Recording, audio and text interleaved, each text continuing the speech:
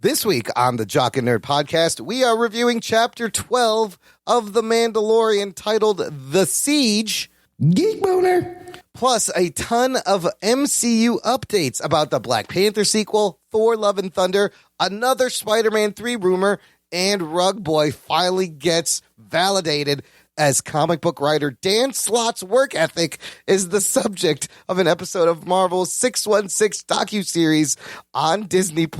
All that and more in this edition of the Jock and Nerd Weekly for Wednesday, November 25th, 2020. This is Norm MacDonald, and you're listening to the, hang on, I got it here. It says, the Jock and Nerd Podcast. Known for their series of gay erotica found on Amazon, No? That's not that? Oh. Well, I fucked that up, I guess. Check. Check one. All right. This is for all you fans out there. Let's give it up. We jockin', we nerdin'. We funny, disturbing. We jockin', we nerdin'. We spoiler alert. Oh yeah. We jockin', we nerdin'. We funny, disturbing. Oh yeah. I'm jockin', we nerdin'. We spoiler alert. Give it up one time. Hey, listener, what's happening? Welcome to the Jock and Nerd Podcast, where we give you comic book and superhero, TV and movie news, reviews, and whatever we choose. Jock and Nerd. My name is Imran. My name's Anthony. He's the Jock. And he's the nerd. And joining us is the Felty that stole Baby Yoda's already stolen cookies.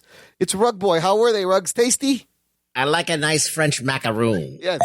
They were blue space I didn't know they had macaroons. Yeah, I didn't know they had macaroons in the fucking galaxy Apparently, out there. there's some French motherfuckers baking macaroons in Star Wars land. Yeah. And they're windshield wiper fluid flavor. Have you ever had a macaroon? I can't say I've had a proper macaroon that's like, it's crispy on the outside and light and fluffy in the middle. I've seen them make them in the baking shows. They look yummy and they're colorful, but I've never. They're pretty good. Are they? Anthony, you like Oh, Anthony doesn't like sweet things, remember? Yeah. I don't know what that is.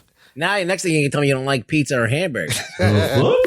Barbecue ribs. I don't like sauce. You ever meet one of those people? I don't like sauce. I can't have anything with a I don't tomato like in cheese. Who are you? it. Chocolate. Get out of here. That food really isn't doing it for me. Macaroon. Anyways, we'll get to those macaroons later. But before that, we have a lot of fun geek news, fellas. The Jock and Nerd Podcast.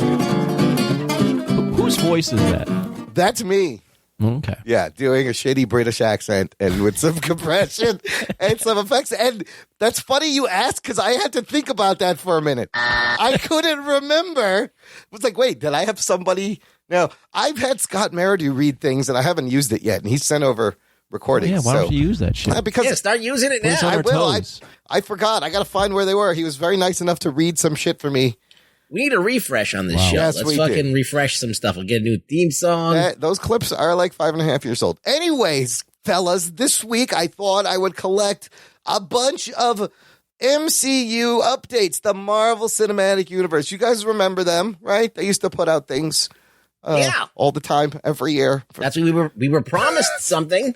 Except for We never got it. except for 2020, the first year, there is going to be no new MCU content, which is crazy. This is crazy. This is crazy. This is crazy. But the other day, a Hollywood Reporter exclusive came out, headline, Marvel's Black Panther sequel shoot to begin in July. Oh shit. Geek Boner. Wow, wasn't expecting any Black Panther Floppy updates. Wait, no, that's not This, what? Floppy jock. This soon. Here's a couple of details from the article. Multiple sources tell the Hollywood Reporter that Marvel is now readying Black Panther 2 for a shoot that will start in Atlanta July 2021 and last in upwards of 6 months.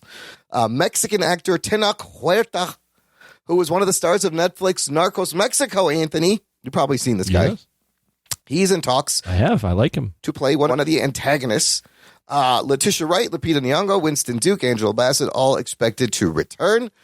with some saying Shuri, Letitia Wright's character, will take a bigger role.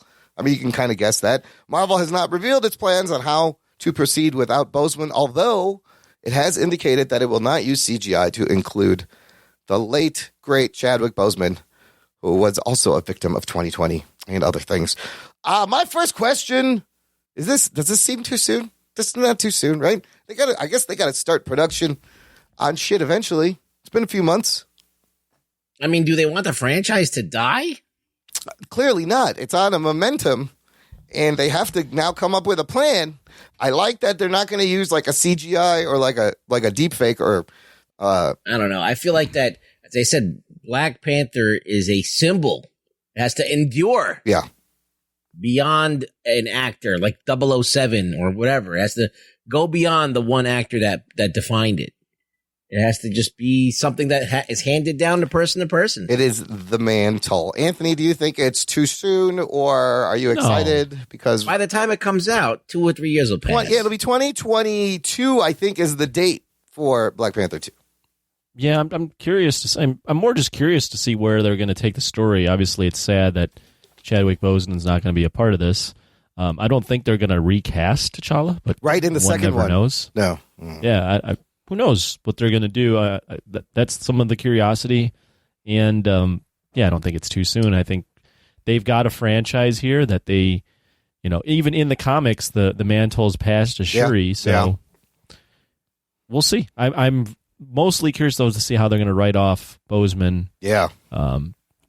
In a kind of I guess in a weird way. I guess it's kind of like how do you handle something like this? Well, I want to see how eloquently they can. Yeah, if they're not using CGI, there must be like footage that they didn't use that they can piece together to tell a story of what happened. Maybe, I don't know. It's going to be interesting. Ryan Coogler, of course, returning. So, it's in good hands. So I feel like they're going to come up with something that's going to honor. I'm curious to see who this Mexican actor. He played Rafa in Narcos season 1. He's a bad guy, or not season 1? Season Mexico. He was a bad guy. Yeah, Rafa is a bad guy.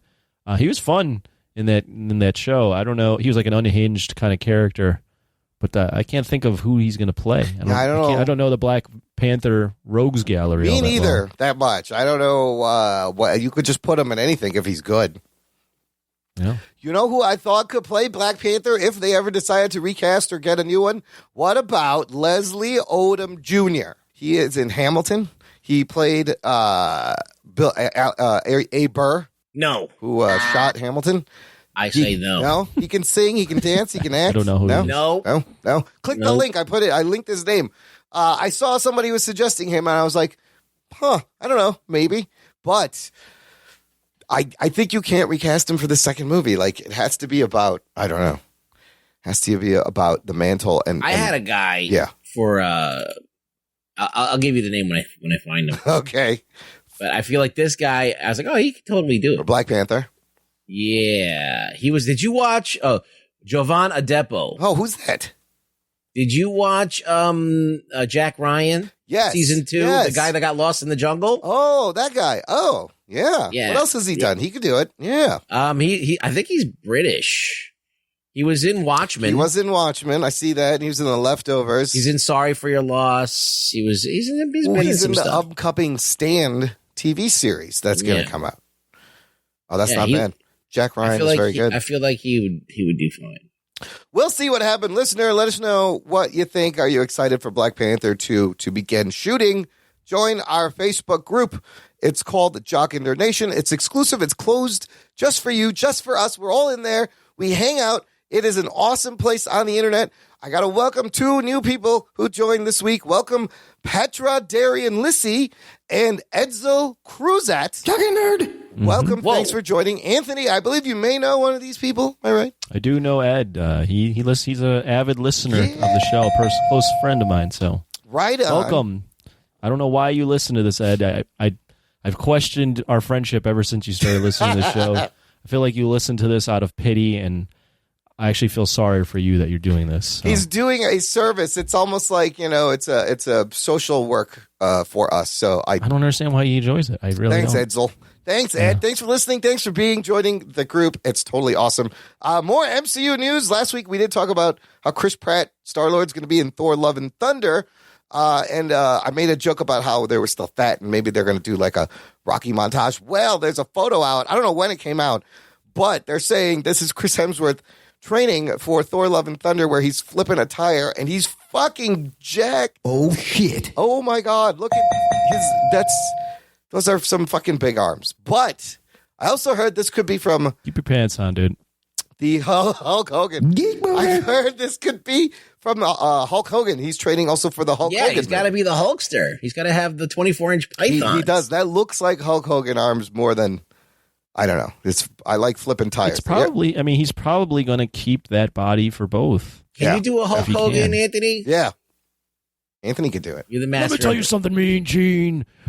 To all the millions of Hulkamaniacs out there, take your vitamins and say your prayers, because what you gonna do when the Hulkamania, the Hulk Hogan, the Hulkster runs wild on you, brother? Oh, shit. See, Hemsworth, it's I that felt easy. I felt like he was right here. Oh, my God. Chris Hemsworth, you got nothing. Does not feel good to talk like that. You need to drink some tea beforehand. Holy shit. Yeah. I hope Chris Hemsworth was listening because that's really all you got to do to play the You need Hulkster. to get the veins in your neck to pop out. Yeah. He does Yes. fucking. Can't just order be to like do that. super orange. Yeah. It's just like, yes, everything is stressed and flexed all at once like a superhero, and your head's about You know to what was pop. cool about Hulk Hogan? I was a big Hulk Hogan guy, by the way, growing up. You know what was cool is he like made male pattern baldness okay. Oh, yeah, I guess he did, didn't he? And he had a mullet kind of hairstyle that he rocked. It wasn't even a mullet. I mean, he just grew out the back. What was remaining? He grew What out grew? his George Costanza haircut. Yeah, credit to him for not hiding it or like putting on a hat or getting a fucking wig. He Wore the bandana, but then he when would you're take like it off 6'5" during matches. Yeah, nobody's and saying shit. Cock Diesel, Yeah. like you can pretty much do whatever you want with your hair. Who's gonna say something No. to you?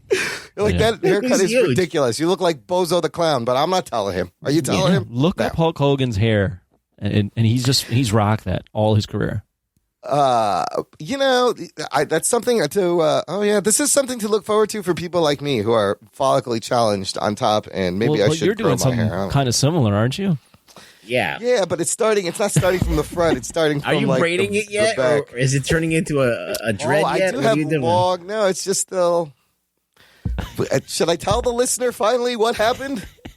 Go ahead. Okay. I think I've had a lot of joy listening Real quick, to this. because now I'm going to Slott have to episode. post photos. Okay, there may be a photo in your iPhone, in your podcast app now. What happened was, a while ago, my wife finally cut my hair. I hadn't had my hair cut in months, and it was very long and crazy. And I was like, all right, let's cut it. Now, I have vitiligo, so weird things happen to my body, which is why half my beard is white.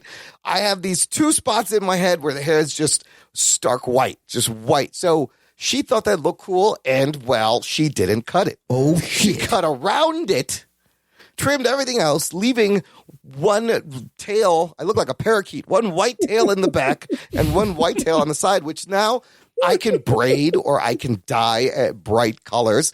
You're like Astro Boy, basically. And it's kind of like the dreads, like Anakin Jedi's dreads he had in the prequels.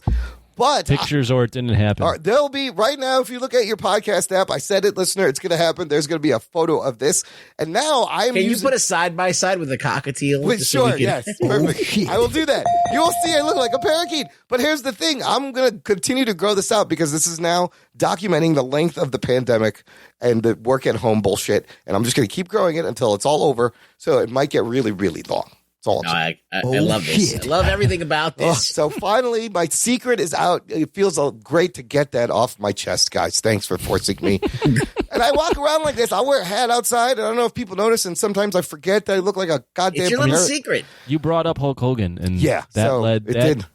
that you basically fault. released. You broke down the dam, and now everything It is is just getting my flooded. fault. Yes, Lame. Well, fine. he could have just not said anything about male pattern baldness. He could have just let you just make that little conversation. Anyways, I hope you're enjoying looking at the photo. I'll post them in the Facebook group too. We'll have a good laugh out of my, What my you should crazy do hair. is grow out the white parts of your beard, Longer than the other parts, and then boy. just trim the black parts, Oh, and God. just cut off the black parts.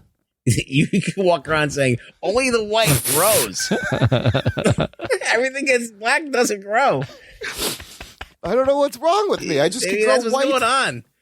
Well, have you left? You leave your house, I'll right? go to the store and certain places. And wear a hat. Yeah, I guarantee you a local news van will be there within 5 minutes if you start doing dude. that. Every day my mom is like, "You haven't cut that off yet. What's the matter with you?" I'm like, "Why? Why? What am I doing?" I like that your mom's mad too. Yeah, she thought it was this funny is the even first better. few days. I've had it like this for weeks now.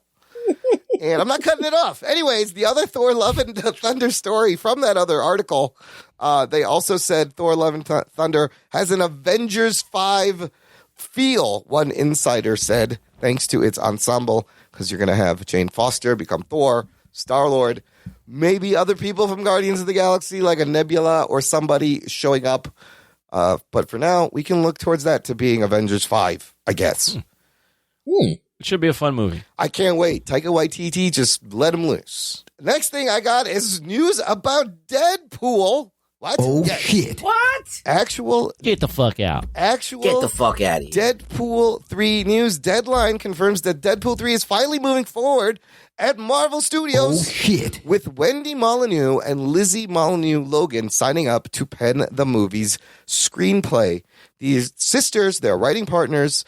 They're currently showrunners of the Fox series The Great North. They won an Emmy for their work on Bob's Burgers. They are replacing Reese and Warnick, right?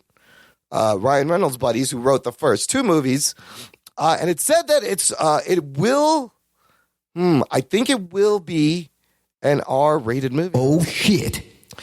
Sources tell them the current plan is for the threequel to be rated R, something that Marvel said we will never put out an R-rated movie. So that's going to be weird. Is it? And it's part of the MCU, huh? This will be part of the first part of the MCU canon. I think. Wonder how they'll do that. Yeah, I don't know. I think it's interesting. I liked the writers of the first two. I think it's interesting they've been replaced with screenwriting sisters. But I raised both my eyebrows. if you did, can you do that in your puppet? Yeah. Why did you raise your eyebrows, Ruggs? Because the fact that you think that this is not going to be dropped down to a PG-13 is naive. Oh shit! Really? Oh, shit. That I don't Don't believe Disney. I will be very disappointed if they water it down just for their brand and not. Well, what's Bob's Burgers? Bob's Burgers is that cartoon that comes on after The Simpsons. I know what that is. I'm saying, what's the rating on it? It's Is a it like it's a PG. mature, right? Yeah, it's like a Simpsons level PG. Okay. Adult comedy. It's not like adult. There's no tits in it. There's no swearing. There's no tits. It's really funny. It's well written. Yeah. It's a fucking great show. I think I've said this before. I think if they can keep Deadpool R, but then when he crosses over in the other films, Then make he it gets PG-13. suddenly. Well, yeah, he gets suddenly gets his legs cut off figuratively with the swearing, and he has to acknowledge that. I think that would be actually Yeah, funny. he gets bleeped. Yeah. And he's just pissed off that he's in this movie and he can't act the way he wants to act. Every time he's If frustrated. they're smart enough to make fun of it, which Deadpool would do in the comics, I think it could actually work. Like they pixelate him when he tries to show his dick. Yeah, like, exactly. It just And then he pisses gets him off. mad at You the can see it. screen, yeah. Yeah. He's Yeah. self-aware. I love that gag. Yeah. But you can only do that once. Yeah, how much can Right. you Then it's do not that? funny anymore. Rugs, Not funny. I kind of agree with Not funny. with you in that. How are they going to market an R-rated movie after all this time? Even though it should be R-rated, I feel like they're not going to know what to do with it. They can't put it on Disney Plus. It might be too much of a risk. But Deadpool needs to be R. Yeah, I mean, I just think that you establish something. I know you're trying to transition it, but it's going to be such a departure. You might as well just reboot the character. Because look at every franchise that has gone backwards, like your Terminators and your Predators and series that start out R-rated, and then these new reboots are like PG-13, and they're all fucking garbage. Oh, shit. Remember Fuck when that they show.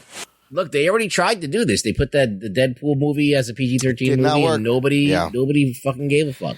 Did not work. I'm excited though that they're moving forward with a Deadpool because it's great. Ryan Reynolds needs another movie. See what he could do with it. But I don't know if you want to handicap him with a PG-13. I mean, I said you can do the jokes that he's being censored for one movie, and then after that, you got to figure something else out. Just let him swear. Okay, I got a great rumor. Geek boner. Another Spider-Man 3 multiverse rumor. We've talked about, Andrew Garfield, Tobey Maguire, Jamie Foxx is going to be in it as Electro. Take this with a grain of salt, but according to Geeks Worldwide, it's a source. What? The British actor Alfred Molina, recently arrived on set to practice stunt choreography and has been filming scenes as Doc Ock for the past few weeks. Oh, shit. They don't know if Molina will actually play the same Otto Octavius from Sam Raimi's Spider-Man 2 or a new take on the villain. So they're saying, Molina, they got to do all this now. Well, it's on comicbookmovie.com, which is a little bit more of a credible site, but they're taking it from somewhere else. They're saying it's coming from Geeks Worldwide. Right. But I'm saying the fact that they posted on their site makes me not question it as hard as I normally would if it was just this Geeks Worldwide. However, the scoops about the Maguire and Garfield, nothing has come of that still. But it would make sense if they're doing this crazy movie that I have in my head now that I want to see that they're not going to make. The movie. It's basically the movie now that everyone's expecting and will be disappointed if we don't get. You have to do this now. Holy shit. Please put them all in there. I'm just so beside myself. They're really going to do this? Oh, wow. I mean, I wouldn't be. Look, they did it sort of with Into the Spider-Verse, but that's animated.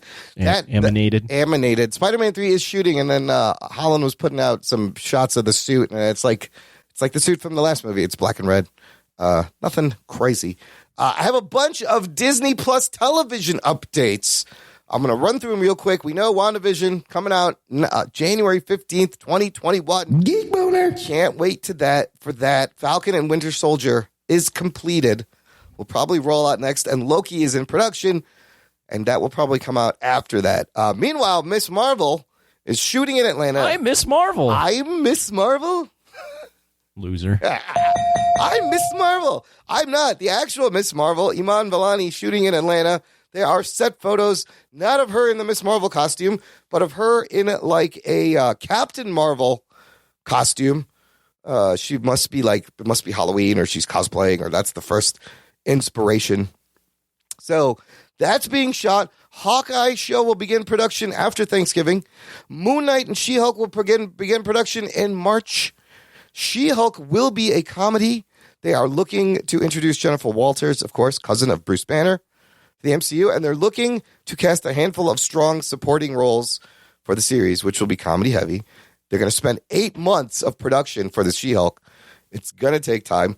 Moon Knight is using London as its production headquarters. It will film multiple European locations, including Budapest, a lot like Geek boner. Black Widow in Budapest. And then finally, this dude Kyle Bradstreet is writing a Sam Jackson-led Nick Fury-centric series. And in this article, it says he's heard that the studio has begun work on 2 to 3 other projects, with Ironheart being mentioned by multiple sources. So there's lots of shit. 2021 and 2022 are going to be fucking packed crazy with shit. Did you see those set photos? I was just going to mention that. Did you look at the set photos? I did, from Twitter. Yeah, what do you think about? What do you think about what you're looking at? It's a really there? bad costume of Captain Marvel that she's wearing. I don't understand. But I mean, is this girl 5 feet tall? She's very small. She's very small. She is very small. Yeah. There was other set photos of her on a bicycle, she looks in like the a street. child. Yes. I thought she does look like she's 12. I thought Miss Marvel is a little bit older, like 15 or 16-year-old. But she looks like she's trick-or-treating in Halloween, going around looking for candy. Yeah. I find it this opportunity is being squelched, but I don't know. She has cables on her, so it looks like she has her powers in this shot where she can fly. Like she's got a rig on and she's climbing up. So I don't know. I have no idea what she's doing. I can't really tell what's going on. I just feel like that she looks really tiny. I want to see her in the actual Miss Marvel costume, not in this whatever. Looks like she's talking to Inspector Gadget. Yeah, this guy has a helmet on and a lab coat. What is going on here? And he's very tall. He's a lot taller than her. He's either very tall or she's very short. Yeah, I don't know what's going on. He's 7 feet tall. He's a giant. He's playing She-Hulk. Where does she come up to on his body? She's up to his nipple. Well, I can't tell because they're different heights. Like he may be standing on something in one shot. Yeah, he might be standing. He's like a step up. She looks like a child. Yeah. It is. you can never make too much out of set photos like this because you don't know what's going on, and they're not color corrected or anything. But it looks silly. It does look it's a little kind of funny. A little cosplayish. Yes. Well, she's definitely in a costume. I'm just saying, like, you can. It's just. I can't tell how tall she is. She's very small. Well, but the idea. She looks like she's like in like 7th grade. Yeah. She's supposed to be. She really does. In high school. She looks like she's going trick or treating. And the idea is Kamala Khan worshipped Captain Marvel. You know, she was inspired by her. She's a hero. She had posters on her wall. So, of course, she's going to want to dress like her initially when she gets these powers from Terrigen. But she does not look like she's in high school, this little girl. Yes. Well, you know what? Let's bring that up real quick. Yeah. Just very quick. Within the Marvel universe, yes. Would any little girls know who Captain Marvel is? She was from the 90s. She disappeared for 20 years. She came back for like a half a minute. Who would even know who she is? So it's possible, though, when does this take place? Remember, there's a 5-year gap where could she have been coming back to Earth? And because she was introduced before the 5-year gap? No, she came back in the 90s and then took off again. She came back, and then in Avengers, she shows up. They kill Thanos. Then they do the 5-year time jump, and they're like, where you been? And she's like, there's no Avengers on all these other planets, and I'm just taking care of shit around the galaxy. So in the show, it would be like 5 years in the future, and maybe she had come back. Or maybe it's within that 5-year time That's a very jump. good point, though. That is a very good point. Why would you? No one should be. How does anybody know her? We need more explanation, because no one would be idolizing her. She's barely around. Yeah. I mean, she's powerful, but no one knows who she is. Hopefully they'll explain it. Probably not. We'll see when this comes out. What else is there from this? Let me take a look. She-Hulk being a comedy? She-Hulk being a comedy with Tatiana Maslany. Gesundheit. I think that's a good. I kind of knew that was going to happen. It's a good. What? Is she a comedic character? I don't really read. No, we talked about how She-Hulk was probably going to be like a comedy, and then we're going to take it seriously. Moon Knight. That'll be good. All right, whatever. Just hopefully we can get some stuff. Yeah, put something out, Marvel. What the fuck already? I mean, we're getting WandaVision, and that should hopefully start the gates, and hopefully they schedule it right so that one rolls right after another. Hopefully we just get Black Widow. Yes, like we're getting this next movie. No decision on Black Widow. We can still wait maybe for December 10th when Disney holds their investor call. Maybe. I'm not holding my breath. They still seem like they're not going to do it, even though they should. God damn it, Disney. Just put it out. You know what the next blockbuster movie that may come out on streaming? This broke today, and I think you guys will have a lot of thoughts. Hollywood Reporter headline, Godzilla versus Kong likely the latest tentpole to go to a streamer. Oh, shit. Netflix, knowledgeable sources tell Hollywood Reporter that Netflix has made an offer of more than $200 million for the movie, while Warner Media blocked the deal while preparing an offer of its own for its streamer, HBO Max. Why would they need to offer anything? It's they own it. That's weird. I feel like they could just put it on there like they're doing with Wonder Woman 84. I still think I don't know. That's a good question. Legendary declined to comment, and a Warner Brothers spokesperson said, we plan to release Godzilla vs. Kong theatrically next year as scheduled. What do you guys think? This is the next MonsterVerse movie, and does it seem kind of a shame to see two of the biggest fucking kaiju monsters fight not on a big fucking movie screen? It's disappointing, but I mean, this is what everything's happening. Like, talking about Wonder Woman is way bigger of a movie than Godzilla vs. Kong ever will be, right? Yeah, that's a good point. It's going to make twice the amount of money, and they're releasing that on. It's just weird that these are all Warner. AT&T owned, IP. Yep. They might still release it theatrically and also release it streaming same day like they did with Wonder Woman is the thing. What do you think, Anthony? Are you excited you will get to see it right away? Oh, first off, I'm excited that I'd have access to it if I wasn't able to get to a theater or didn't feel comfortable. Yeah. It is a shame, I agree, that gigantic monsters can't be seen on the big screen. But I think this is kind of where things are going in general. Yes. And if you've been following any of the news or anything, I don't think, this is just my thought, I don't think people are going to feel fully comfortable with going to things until maybe late summer or fall, if that, in terms of mass gatherings. Just the way the timeline's playing out. And it's already been proven that if you open up theaters at 25, 50% capacity, it's just not going to work. The studios don't feel comfortable putting their movies in there and making any money, and people aren't going anyways. So you can't have these movies on. A lot of these movies are just on ice, and you got to release them. This may be the temporary thing to do is just put them out in the theater and on streaming day and date. Last weekend, over the weekend of November 20 to 22nd, apparently overnight, about 600 movie theaters shut down. Oh, shit. Over the weekend, suddenly. This article says they're offering $200 million to Godzilla vs. Kong. Yeah, Netflix was offering Legendary $200 million for the rights to put it on Netflix. I wonder if they get any residual after that, or is it just a flat fee? I think this followed with the Wonder Woman. Like HBO Max and Warner Brothers can really take a run at Netflix by freezing them out of these movies and putting them on their own platform. But what I'm getting at is how much movie, so Godzilla King of the Monsters made $386 million worldwide. Yeah. Now they have to split some of that with a theater, but I think, I'm wondering the economics, is $200 million worth it, or is it like they're just breaking even when they get $200 million? Well, they don't have to have an advertising budget that eats up all the costs.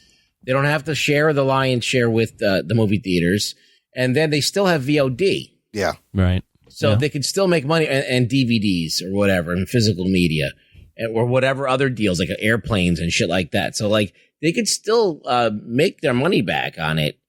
Probably easy. If that 200 million exists, then they should take it. I would. Yeah. That's money in the bank. For reference, the budget for Godzilla King of the Monsters was $170 million. Okay, so this one must be bigger. It's probably around the same, right? Yeah. Maybe a little bit more. And they make a lot of their money in China, too. I think they should just go for it. They're not going to just take the money. Yeah. First of all, put it on Netflix. Everybody's got Netflix.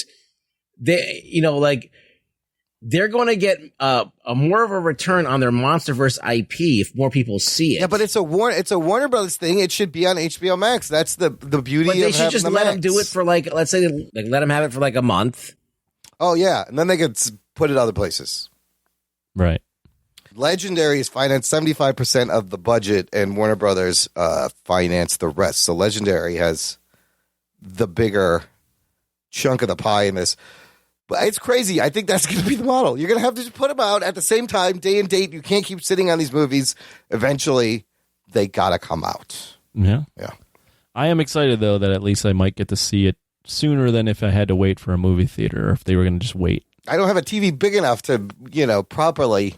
Hopefully HBO Max is on Roku, so I don't have to watch this on my goddamn laptop. That would be the worst. You can't watch a kaiju movie, the scale because the scale that would suck. Dude, the scale of King of Monsters was great. Especially, remember we went to the fucking 4D theater. We did. Yeah, it was fucking crazy. Oh shit! And me and Imran went together. It moved around and it blew air on us and sprayed water. It was like that wasn't water. That wasn't water. Oh, that wasn't even them spraying that. It's like being in a fucking. That was Anthony. That was me. It's like being at Times Square in the 80s. You had your eyes closed and I had to urinate. And, where's your other hand? Oh shit!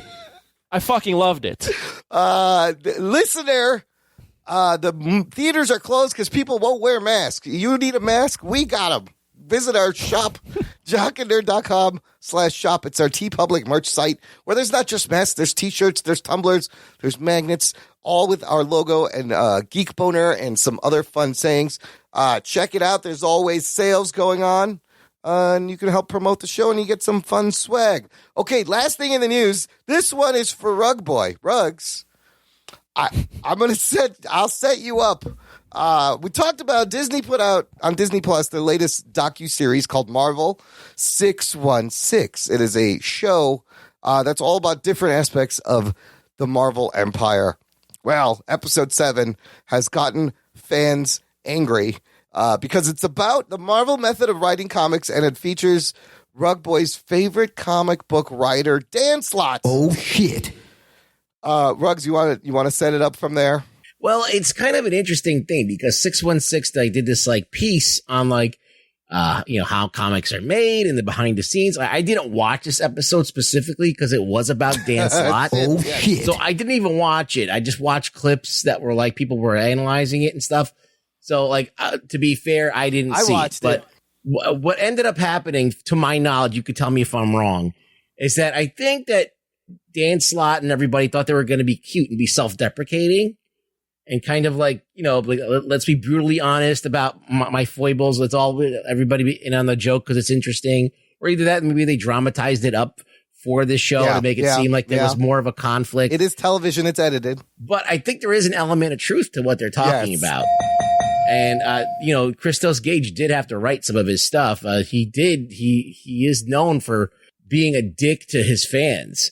Dan Slott was one of the first guys like to start just fucking with the fans and calling them assholes and stupid and shit.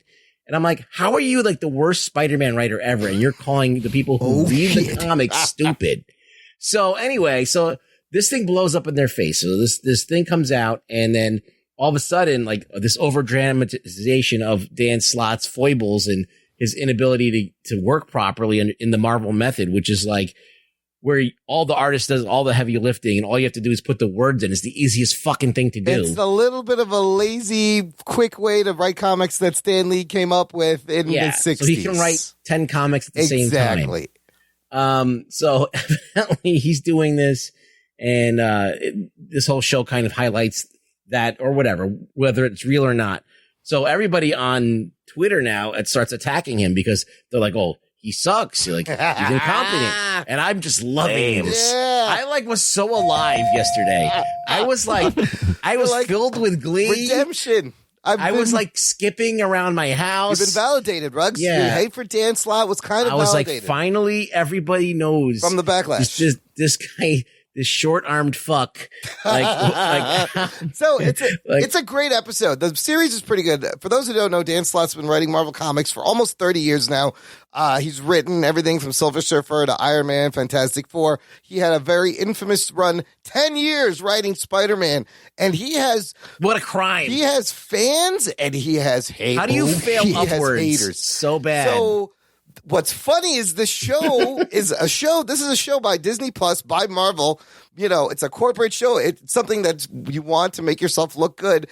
They make fun of the fact that he has a very unprofessional style. He's not good with deadlines. They make a joke about how he's struggling to write Iron Man. Like, that's the joke of the whole episode, is he can't write fucking Iron Man. Yes, Christoph Gage has had to come in and help him with dialogue. So he is the last guy that uses the Marvel method. They said everybody else works from full script, so the artist knows what the fuck to draw, what you have in mind. The Marvel method, not so much, but Pete Wood, who's the artist, likes it because he inks, pencils, colors, the whole thing. But I felt the worst for the letterer. They highlighted the letterer, who is the last person to touch these pages, and he's like, I'm always sending hate mail to Dan Slott because he can't send me the fucking script on time. Like, he'll be done 15 minutes before it has to get to the printer because Dan Slott is bad with fucking deadlines. So, I believe there's an element of truth to that. I'm sure that they played it up a little bit and to make it more dramatic. But I think, look, the proof is in the fucking fact that he's written some of the worst stories I've ever read. I can't stand his dialogue, and he's bad at the dialogue from what I figure. And that's probably he's very wordy. I liked Superior Spider-Man. This is the guy who killed Spider-Man issue 700 and switched his brain with Doc Ock for like a year and a half, and then brought him back eventually, of course, because it's comics. And then he just basically inundated the entire world with just Spider-Man after Spider-Man. So what are his famous storylines? Spider Island, where everybody has Spider-Man powers. Yeah, that's his brilliant way of writing, is that he just gives everybody spider powers. Yeah. And I'm like, no, fucking Peter Parker. He's the character that everyone fucking knows and loves. He's the person that you should be developing. Write that character. Fucking, I know it's hard to write a character that's been written for fucking all these years, but you don't just fucking be a douche and take the easy way out and just fucking introduce a bunch of other characters. That's so stupid and lazy. It's a fun episode. You get an insight on how, the process is. And I'm just glad he's getting shit. Tom Brevoort is like, look, we work with Dan. When you work with Dan, you gotta give him time. The most, I don't know if it's irony or whatever, or like karma, whatever, but like, he's big into like, you know, being like SJW or whatever that is. Yeah. Like whenever you like, you basically He's woke. you're no, just morally superior to everybody. Okay. And whatever. Now people are being morally superior to him. And I'm like, this is such good karma This is because the you're the one who's best. always telling everybody that they're wrong and blah, blah, blah. So, Oh, he's a big virtue signaler. yeah, I don't even know what the term is. I just think he always thinks that like he's the guy who knows what's going on, and you're an asshole, you're a jerk. But he's been the asshole the whole time, and I've been saying this. He's been an asshole to the guys who read the book. He's like, you're too stupid to understand my books. I'm like, no. I don't think so. I'm surprised he's still using the Marvel method because the part of the problem was when Stan was doing that. This is why Jack Kirby and Steve Ditko left. He let the artist has to do all the heavy lifting. Stan just gives him a basic plot. The artist puts everything together, and gets no credit. You know? Oh, shit. They just get artist credit. They get no story by Stan and Well, then credit. Christos Gage came in and said, oh, he does very detailed plots. Well, if you're doing the Marvel method, That's not detailed plots. you're not, if you're doing detailed plots and you're not doing the dialogue, Yeah. what are you What doing? are you Panel doing? one. Yeah. Like, I don't know. The Marvel method is like, that's not the Marvel method. So either you're doing the Marvel method or you're not. Well, and Slott even goes, he's like, I don't like writing dialogue. I like doing the plotting, and I let Christoph Gage do the dialogue. And they made it look like it's very collaborative, and everybody has a say, and they just come up with shit at the last minute, which is what they do. They want to seem cool. Overall, though, the Disney 616 docuseries, not bad. There's a fun episode with Paul Scheer. The first episode, Anthony dives into the Japanese Spider-Man and how it happened. That's fun. It was very good. Geek boner. Because you forget that it's because of Japanese Spider-Man that leads directly to Transformers and the Power Rangers. And Voltron. And Oh, no Voltron. kidding. And any robot that changes started with Japanese Spider-Man. Leoparded. When we get to the segment where we talk about what we are watching, Yes. I will tell you what I am watching, which is preventing me from picking up any other show. right Okay, now, so. I can't wait. Well, let's take a break here for some promos. We're going to come back with more Mando and Baby Yoda right after this. After these messages, we'll be right back. Check out what's been going on with the Pop Culture Cosmos Show and the PCC Multiverse. I see the potential for basically like another Netflix kind of paradigm shift where here comes this other major player. They have a ton of resources. Apple could change the way that entertainment is consumed. They say it's the only time this year that you'll have stars from each brand battling each other, and we know it's not going to be the case, but they like to say that, and more power to them, I guess. Well, it's a big first step, bringing all those superheroes together. There were definitely some parts of the movie that I really enjoyed, and then there were some parts that I thought just kind of fell short of expectation. Part of it has to be something to do with how it's being promoted, and this is a thing where audiences do not agree with critics. That's the Pop Culture Cosmos Show. And the PCC Multiverse, every week on Apple Podcasts. And over a dozen of your favorite streaming and podcasting options. You have to watch it. It's so good. It was all right. Your friends may have decent taste in movies, but their incoherent reviews are getting annoying. I don't know. I just didn't like it. Looking for a new podcast? Join Time Sensitive, where we break down the recent movies you've heard of but may have missed. Spoilers included. And we get it. You're busy and can't see everything, but are you really going to track it down a year later? We take the time so you don't have to. Find us on Twitter @TSMoviePod and find out what we're watching. I'm Sam. I'm Ian. And I'm Kate, and we're three friends and armchair movie critics. Seriously, invite us into your living room. Kate, stop. Listen now on Apple Podcasts, Spotify, and Stitcher. Time sensitive, because you deserve better.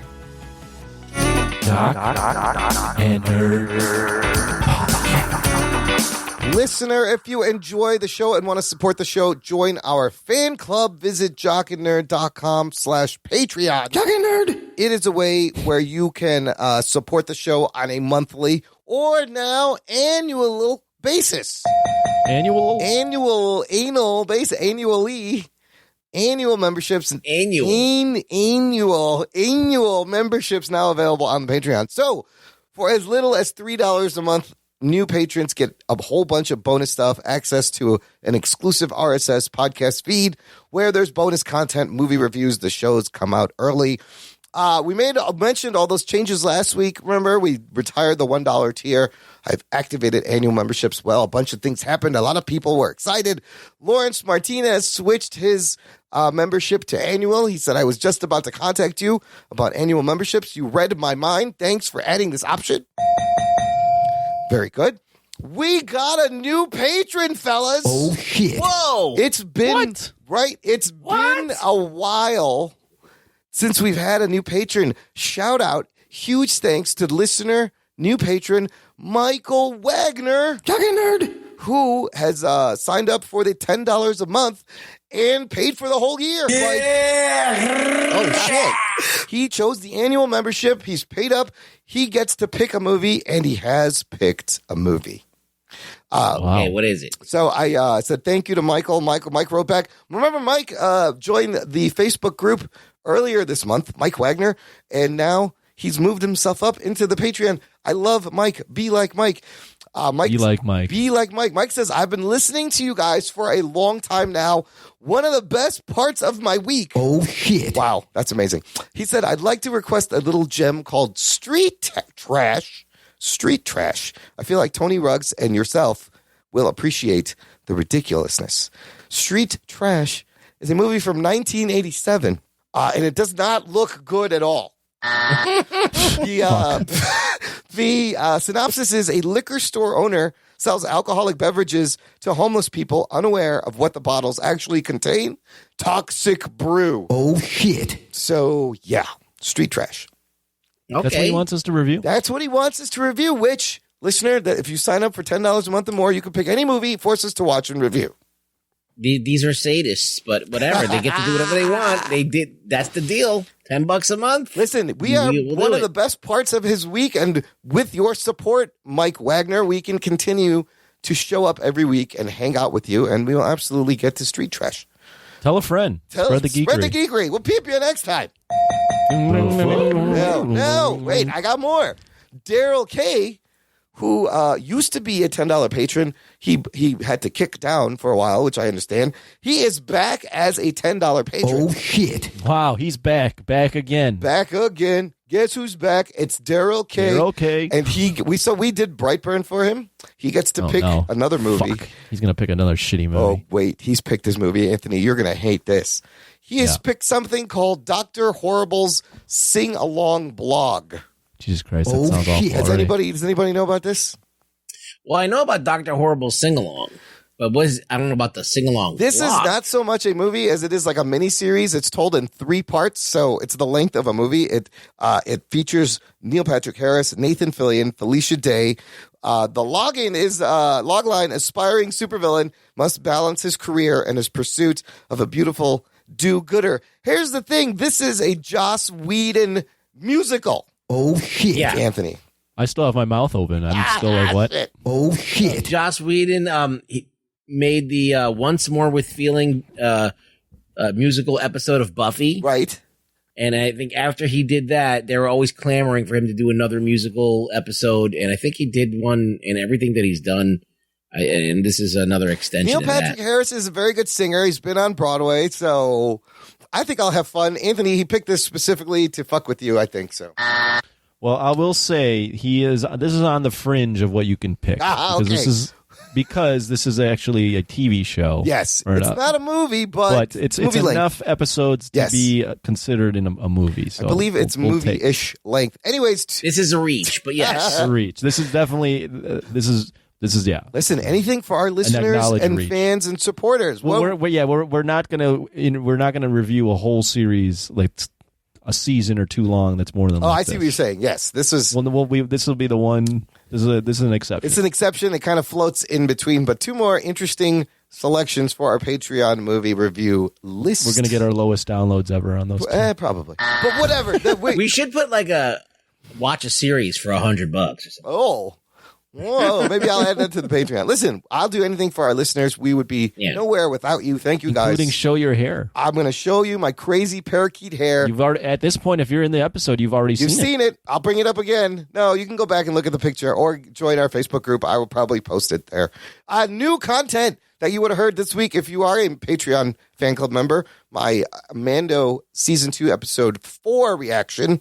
We're going to review it right now, but I did the instant recap reaction. Still a lot of fun to do, and it helps remind me what the fucking episode was. So here we go. Let's get to the Mando. Come on, baby. Do the magic hand thing.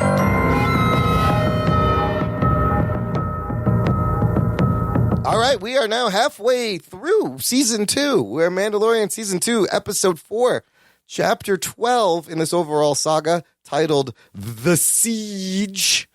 Here's your spoilers. Before we get started, does anyone want to get out? Prepare to be spoiled! This episode written again by Jon Favreau and directed by Carl Weathers, Action Jackson, Grief Karga, Apollo Creed, Grief Karga himself, doing a fantastic job, as did Bryce Dallas Howard last week. They were both directed really well with the action and the drama. Anthony, in the non-Star Warsian terms, what the fuck happened this week on The Siege? Do you remember? So they go back, and they go back to this planet where Carl Weathers and Gina Carano are at. Yep. Right?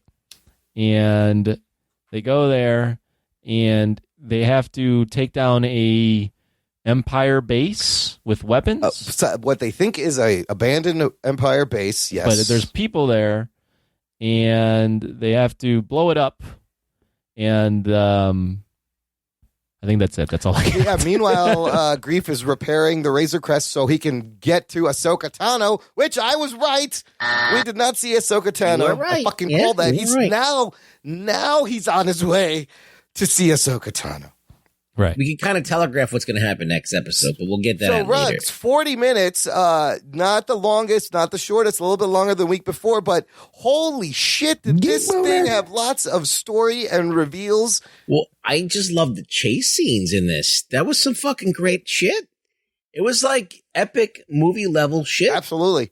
I mean, you had the scout troopers and the speeder bikes from Return of the Jedi drop out of that cliff and chase them, and then fucking TIE fighters come in after them once they took out the fucking scout troopers and the speeders. One thing, though, about the TIE fighters, Yeah. those things travel in space. How slow are those fucking TIE fighters to not be able to catch that land cars hoverboard thing? That big heavy thing. Yeah, like the TIE fighters, they travel through space. Those things should catch that motherfucker right away. Maybe. I think in space, I think space, there's no friction, so they're probably slower They in have the a atmosphere. disadvantage. Science. Yes, Gotcha. science. They have a disadvantage. And they're not the most aerodynamic things either. But it was cool. I'm just saying. I think what they did was they tried to like replicate other stuff from Star Wars, Absolutely. like the Han Solo, the trench run that he did. You see the trench run. You see kind of when they storm the base. It's a lot like A New Hope when they stormed the Death Star, and you got vertical wipes, Star Wars vertical wipes that always Geek boner. give me geek Yeah, boner. it was very Star Wars. Very Star Wars. Oh fuck! Another side quest though, 4 in a row, but this one does. Well, this one it adds a lot to the story, right? Yes, it does. So he goes to do this mission and blow up this base by I guess charging up the nuclear engine. The core. They're going to overheat the core. So it like overheats and then blows up the whole shit. And you do see some stuff going on there. Like they find these bays where they have like what looks like they're doing some experiments. And what do they look? What like, do those creatures remind you of? It kind of looks like a clone, like maybe like a Snoke clone or something like that. Absolutely. I was like, what the fuck is going on here? Yeah. I mean, it wasn't Snoke, but it was like reminiscent of what the Emperor was talking about. They're using Baby Yoda blood to do this? Yes, the reveals were great. We finally find out why the cloner dude, Dr. Pershing, wanted Baby Yoda's blood. He's running. Not specifically. We just have ideas of what they might be doing with it. They might be using it to clone things. They might be using it for these fucking dark troopers. They might be using it to like, or trying to harness the midichlorians for themselves to give themselves the powers. Like, so you don't really know exactly what it is, but you kind of have ideas of what they could be doing. The midichlorians come back, which was something George Lucas invented for the prequels, which is a lot of people didn't like him, Anthony, because he's now explaining scientifically how the Force works. Instead of it being a mysterious kind of chi energy, it's like actual midichlorian species. Well, it's just right? like I don't really hate that idea. I do think it does cheapen it a little bit, but all it is giving it a name. Yeah. It's like you're saying the Force is strong, and they just gave it a more specific name that, okay, midichlorians is the Force or whatever. I think that's what they did. I think that, like, it hasn't really explained how it works.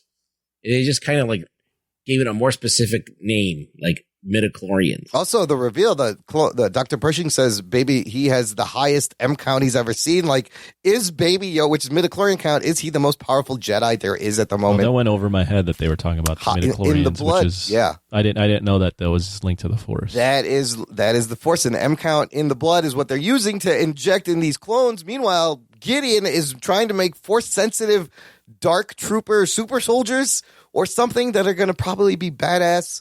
And they got a tracker on fucking Mando's ship now, so they know exactly where he is. How'd they get the tracker then? See, I watched this episode when it came out the next Friday or Saturday, so I already forgot what happened. When they first get to planet Navarro, which is where most of the first season took place, right? Their grief is he tells his dudes to repair the ship, and remember this one alien with a cybernetic eye turns and looks, and it kind of hangs on that alien for a second. Oh yeah. You find out at the end that alien was working for the lady who was working for Moff Gideon, and he planted the tracker, and he told her, she told him.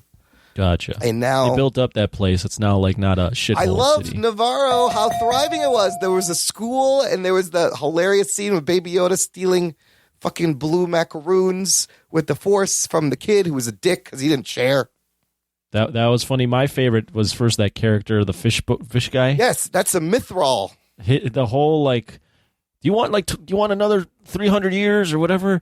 And then when he has to overload the fucking what is that called? The reactor. He has to crawl around. He has to crawling around. And he's going. And he's like, there's no guardrail here. That was the best. I was like, missing a guardrail. He made the guardrail joke because it's a classic Star Wars joke. There's just narrow platforms with no rails over deep chasms of holes.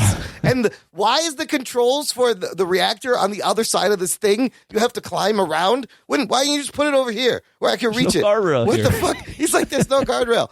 That Mithril, he was in the first episode. He was the one that he froze in carbonite, and that's Horatio Sands. In the first episode of season 1. Oh, okay. Yeah, he brings him back. So he was funny. I liked having him on the mission. He was working for Grief Karga this whole time. I did love the opening of Baby Yoda with the wires, trying to get him to do the wiring. And it was just the way Pedro Pascal kept repeating the line. He's like, take the red wire, put it where the blue wire is. No, to put it where the blue wire is. He just repeated it the same way, and then he gets fried. It was adorable. And then he kind of lifts his mask up to eat something or drink something. They were both they were drinking soup, and he lifted. So I guess he doesn't care around Baby Yoda. It's fine. He can lift his mask up. He's like family. I don't know. Is it so that we're the 4th episode, right? This is halfway through. There's only 4 halfway left. Through. Uh-huh. There's only 4 left. Next episode, it's pretty. Let's telegraph what's going to happen next. Ahsoka Tano? It's got to be because he's got the tracker. He knows where he's going.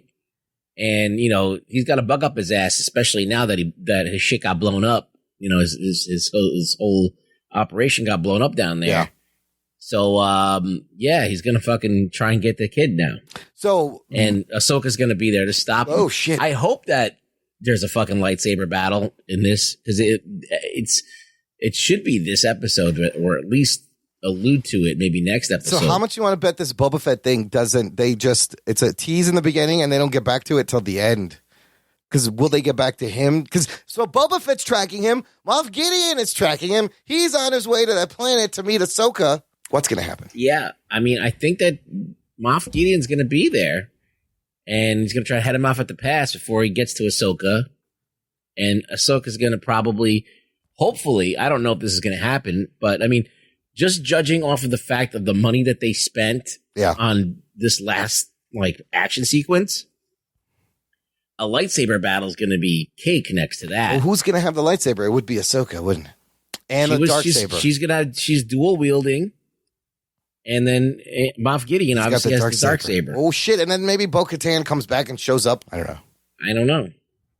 I'm excited. I thought this episode was it definitely picked it up. It gave you more story. It pushed the story forward. Gave you this more whole details. season's been very impressive, as far as action wise. Oh, definitely.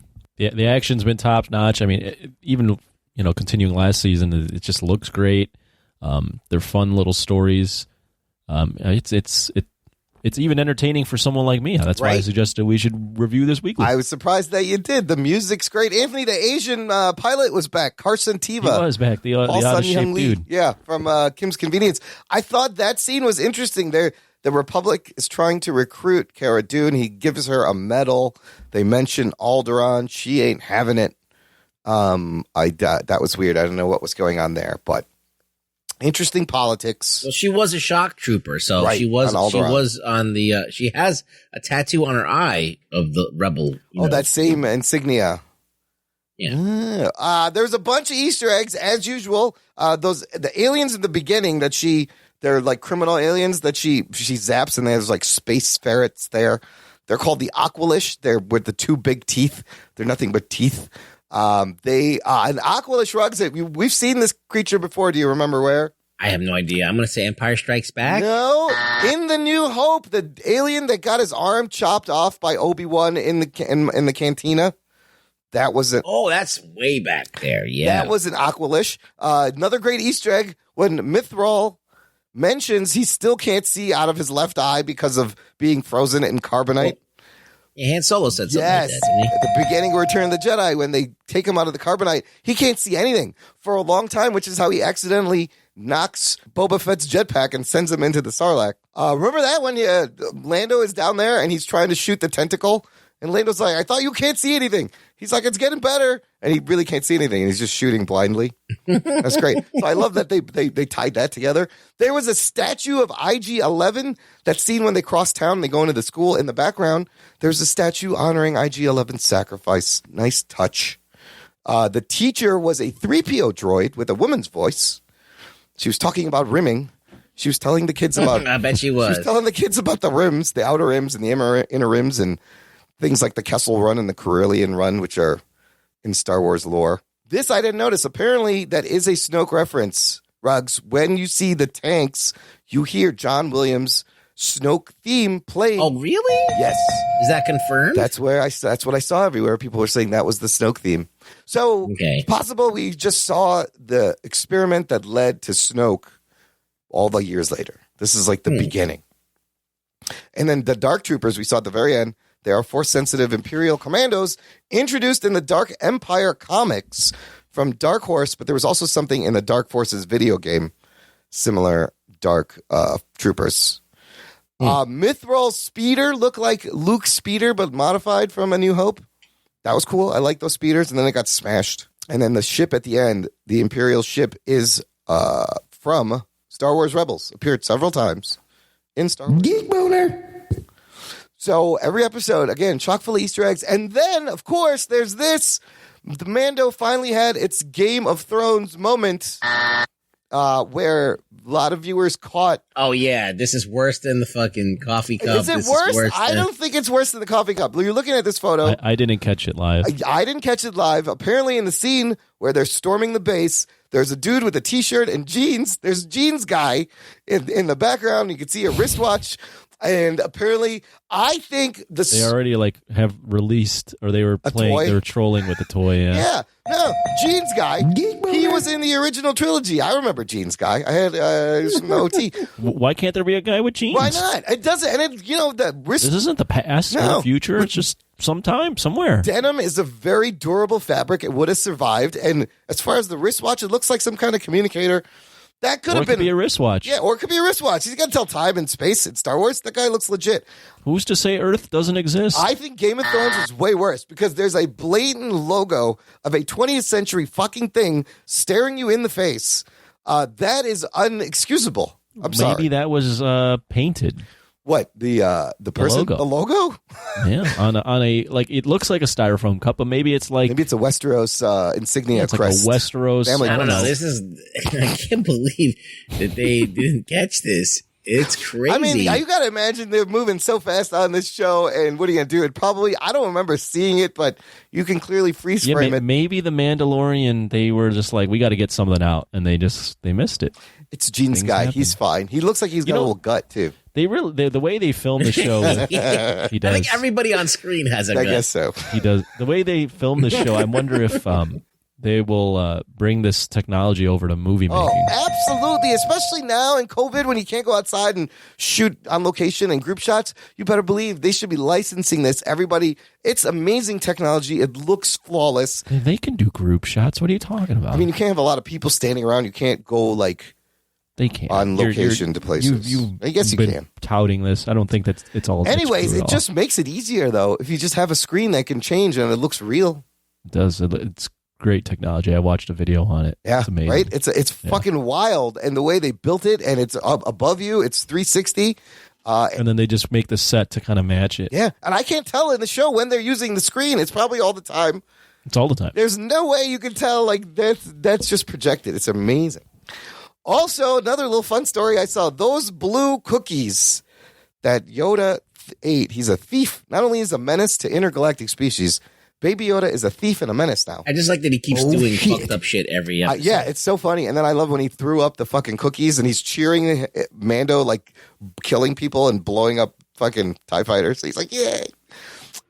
Williams and Sonoma has made those cookies available. Oh, shit. You can buy them.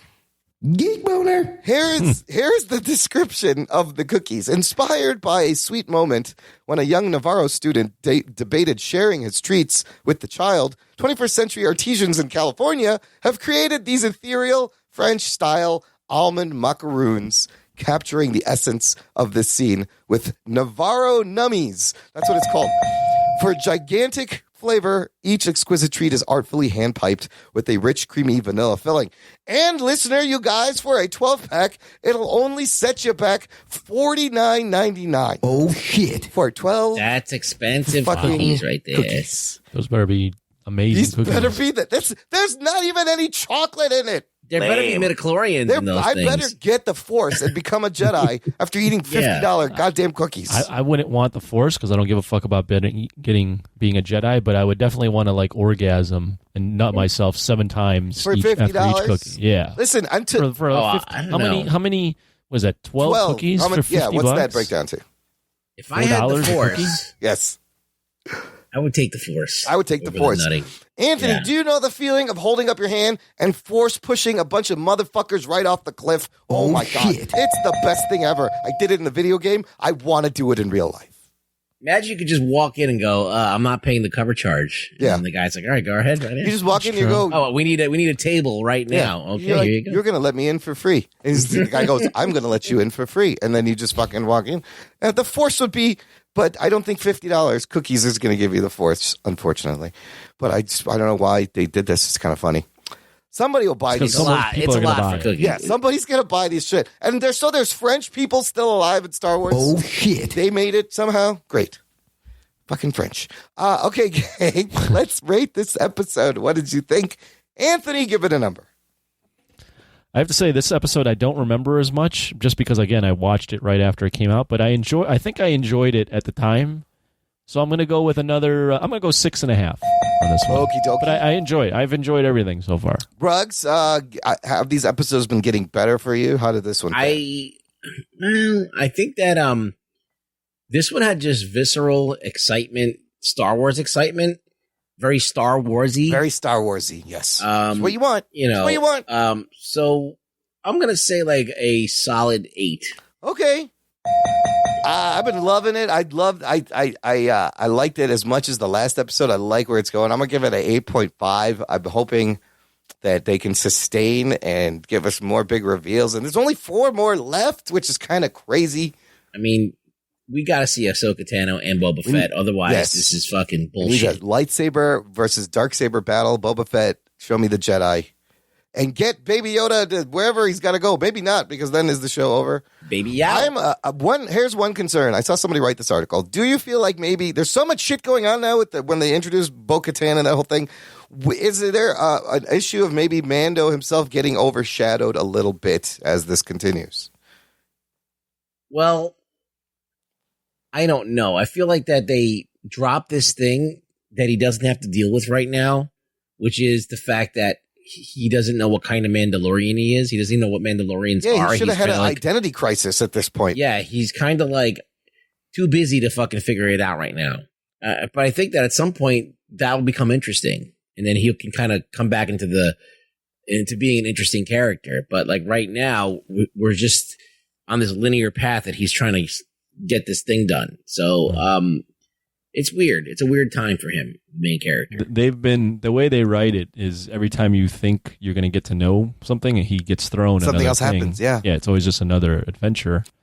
So they're not giving him time to really breathe as a character, but I mean it's still fun. It's still fun. He's not really getting to do much, but the stuff we're seeing, like, he is a fucking amazing pilot, right? We've seen so many instances showing you that's the dogfight in this one. How he took those two TIE fighters out. So far, it's reinforcing he's a fucking great pilot, but that's about it. That's what you're getting. That's all I'm getting. Pilot? Yeah, he's a great pilot. I mean, he's just a badass character. He's right? also badass. He'll throw himself into fire, and he's kind of selfless in that he does things, and you can tell even though he's getting something out of it, he's doing it also because he thinks it's the right thing to do. He has a moral code. But the interesting stuff is like the action, right, and how great it looks, but then also for Star Wars fans, all the little stuff that it seems to be building to. Well, let's just talk about this for a quick second. The Mandalorian, Din Djarin or whatever his name is. Din Djarin, yes. Who's that? That's the main guy. The main guy. That's his actual name. Oh, that's his name? Yeah, Din Djarin. Yeah. It took me a while to figure out that the was it Razor Crest? Razor Crest is the ship. Razor Crest is the ship. Yeah. Okay, so all right, go continue. Okay, so like I find it that what is this guy's life? Like what would his life be? I want to know more. Like he is this dude and he just is relegated to like doing jobs for people and just kind of like being like the handyman with a gun basically. What does he really want for himself? What is the fact that he kind of gravitated toward this child and all of a sudden found this like mission, it's giving him a purpose. And then it's also leading him to all of this existential stuff. Right. So it's got the ability to actually be something way more heavy than it is. Has he ever had to be responsible for another being like this? You know, there's clearly a father figure. I think that's a good point that he probably was just aimless because he was he was a Mandalorian without like a home. Nomad drifting. Right, and then he found this thing, and now this child has been given purpose. His thing. But yeah, they don't dive into that, but you can read into it and figure it out. But I think that the fact that he chose this child, right, to like, because he could have just like left him there and left and just got on with his day. He delivered the child and then stopped and was like, "This is not right," and turned around and went back and got him. So I think that it may be something that's more just, I'm going to say, something that's more kind of fate driven. So it's leading to his destiny, to Jedi. Yeah, his destiny is like unraveling. Yeah. Like all of these pieces are starting to fall about who he was like just going around the universe, just like with no idea about who he is and what he's doing. And he had no idea that he didn't know who he was. He thought he knew who he was, but I don't think he knows anymore. And I think that that's interesting, but they don't really dive into it. They could. And I feel like that undertone is there, and that adds a lot of depth if you want to read into it. So, I don't know. It's interesting. I hope there's a resolution of him figuring out who he is, because after that bomb Bo-Katan told him about, he's a cult member, essentially. He's raised as a cult member. You're hoping that, but that's not something they've really even teased. So you're hoping for a storyline to pay off that might not even be something they're working on. Well, I think Lucas always did that. Like he kind of had these levels going on in a lot of Star Wars. I just watched this thing about Dave Filoni and how he was talking about why is it called Duel of the Fates when they fight Darth Maul, right? When Qui-Gon and Obi-Wan fight Darth Maul, why is it called Duel of the Fates? And because that fight it sets up the fate for Anakin, right? Qui-Gon wanted Anakin he wanted to be Anakin's dad. He wanted to shepherd him. He wanted to train him. And then he dies. And essentially he doesn't get a dad. He gets a brother in Obi-Wan who didn't even want to take care of him. So there's always been a rivalry between the two. There wasn't that father-son relationship that he would have had with Qui-Gon. So that the fact that Qui-Gon got killed. Yeah. If Darth Maul didn't kill him, he would never have become. But they never like really even mention it. It's just something that you have to figure out when you analyze it later. It's like underneath. It's not like this shit can be deep sometimes, surprisingly. Yeah, you can. I think that there's more levels to it. Yeah. I think that people are thinking of, I think David Filoni is definitely thinking about it because he fucking dropping shit like that. I'm like, whoa, I never fucking even thought about it that way. Dude just thinks about Star Wars all the time and never stops. No, I'm excited at this show's direction in the back half. Give me some more surprises. Good stuff. All right, let's finish with some what are we watching? And Anthony, you already teased. I want to know, what are you watching that you can't watch? Marvel 616. Well, besides a puppy shit. Oh, yeah, and puppy throw shit. Up and eat. Yeah, that's a lot. So that takes up a lot of time. So I don't have a ton of free time to watch things other than like YouTube videos, but I have started one episode of The Queen's Gambit. Oh, yeah, you're going to love it. Isn't the first episode great, though? It's pretty interesting. Although without spoiling anything, that dude just living there? That dude, that janitor? The janitor? No, yeah. He lives in the basement? Well, he's the janitor. And I know, but he's just there. Always in the basement? That's how he's so good at chess. At least he's not jacking off. Yeah, he's doing something productive and smart. He's just in the basement. Like, they're like, yo, when you're not free, you just hang out in the basement. They let him live there. It's the 50s. It's a different time. Yeah, but he's a man. Well, like I remember when I was in school, that's where the janitor was, in the basement. It reminds me of the janitor from. You go to the basement. That's where the janitor. I'm thinking was. of ending things. Like you remind me of that guy too. He's just always like he like whenever she goes down there, he's still there. He's not cleaning shit. No, but that's why he's good at chess because that's all he does is play chess. That's all I got. But the first episode was interesting. Good origin story. I saw it like an origin story for her and. I was trying to describe it to somebody. I'm like, it's Rocky with chess. It is. Oh my god, it's totally Rocky 4 with chess. Yeah, because the character is handled very well. And we'll see. I'm only one episode. Okay. I was intrigued because of her performance in New Mutants, and then she's a lot better. Everyone and their mother talking about Queen's Gambit. So, well, it's like it's like a very simple, easy thing. It's 8 episodes. Yeah, 7. I think it's just 7. Actually, maybe it's 7 episodes. It's like really short. I thought there was going to be more, and it was over. I was like, "Oh fuck, okay." Yeah, it's really short. So it wouldn't have caught my attention without that actress. People like you, Rugboy, talking about it, and because it's about chess, I wouldn't have. Right. I would not have picked. I wouldn't either, but I'm glad I did. And she's not in the first episode a lot, obviously. No, she's not at all. But I need to talk to somebody about it. So, well, when he's done watching, there's things that I tried to look up and I couldn't get a short answer on it. You know what? And, if you finish, Anthony, we'll review it maybe on the show. We should talk. There's a lot to talk about there. There's some fucking cool. I will finish it eventually. Okay. I had to watch all of it. I couldn't stop watching the fucking show because it was that good. I was like, I did like 3 episodes. The first time I watched it, I think I watched 3 episodes in a row. Yeah, me too. And I was like, fuck, this is good. Yeah. Rugs, you watching anything? I started watching Cowboy Bebop again. Oh, anime. If you ever watch Cowboy Bebop, it is a story of, I guess, like space cowboys, I guess. Like they kind of go across the universe and run missions, kind of like Firefly. Oh, yeah. Or Serenity, that movie. Sure. Where I think a lot of it was ripped off of Cowboy Bebop. Yeah. It's kind of like a space western. And I love that one.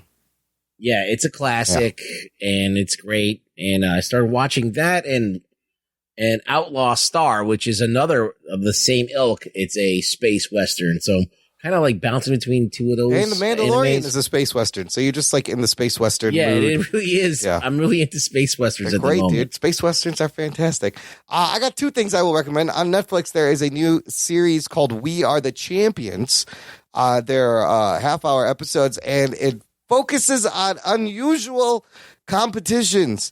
The first episode is about cheese rolling, and it's insane in England.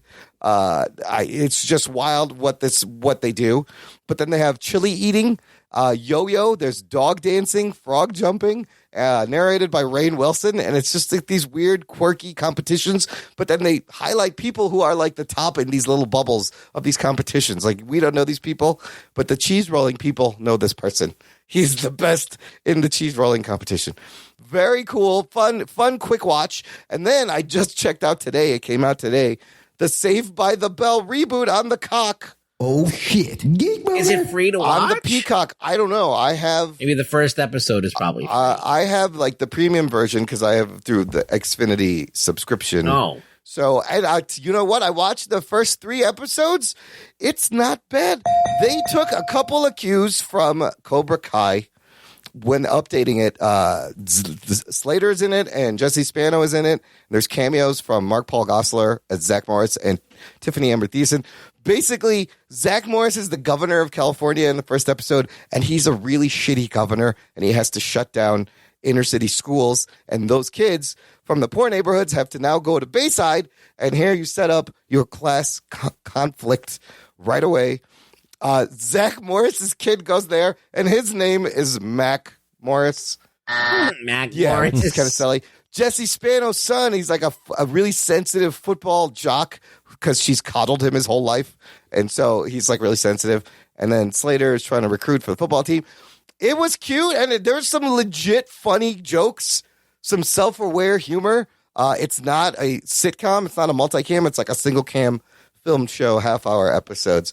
But they nailed it on the nostalgia and kind of making fun of themselves. Shit, now I gotta fucking watch this. I mean, if you like the Fresh Prince of Bel-Air reunion, which was fantastic, hits you in the feels. I watched that too, yes. So I did good. see Hits that. you in all the feels.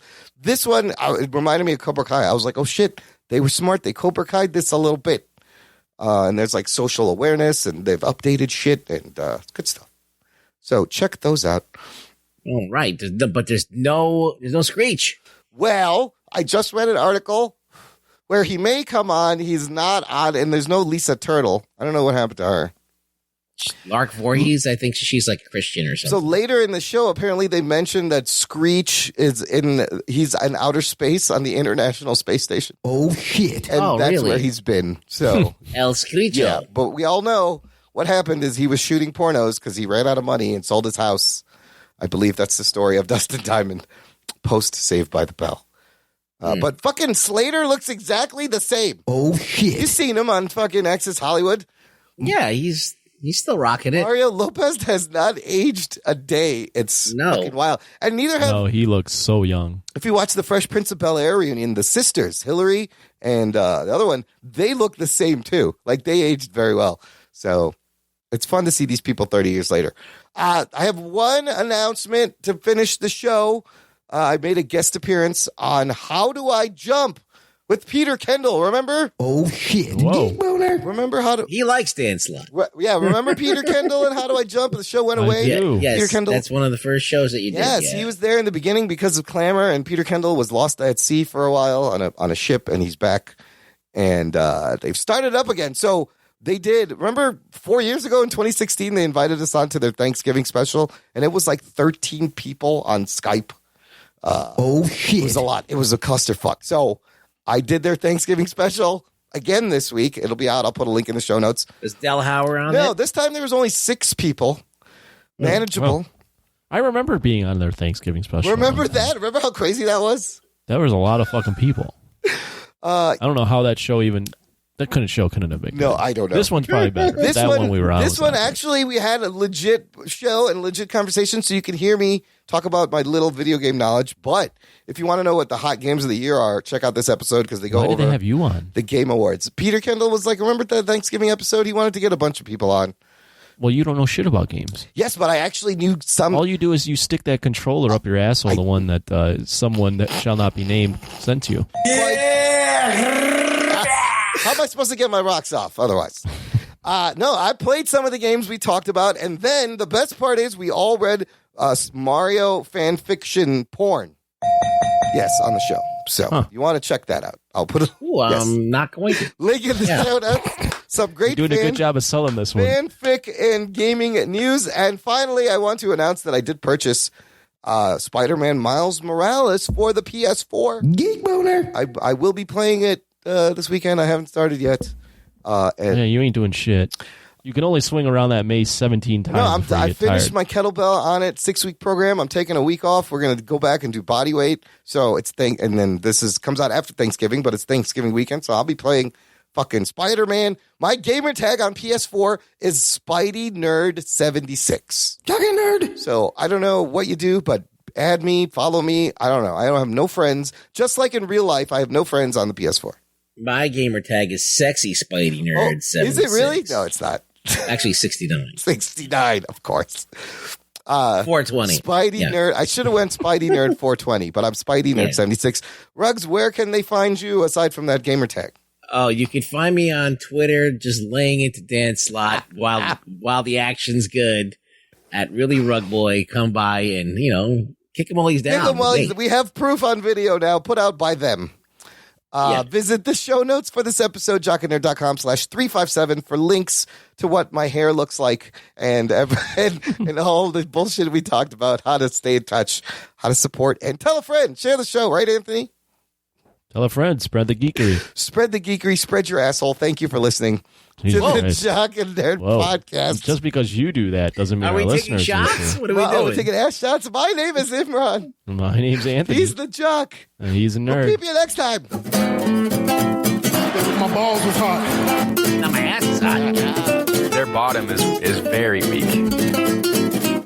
This is going great. That's a big fuck up right there. I fucking loved it.